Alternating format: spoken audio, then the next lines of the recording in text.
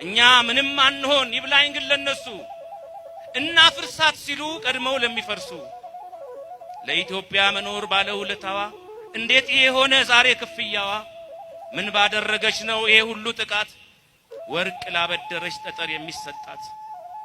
ካህንና ታቦት በአንድነት አዝምታ አገር ነፃ ያወጣች ነፃነት ስታጣ የለሞ የሚሰጥ ፍትህን በገሃድ ገዳሟ ሲቃጠል ካህኗ ሲታረድ በገንዛ አገሩ ላይ ሀገር አልባ ሆኖ ካህኑ ሲሰደድ ምዕመኑን በትኖ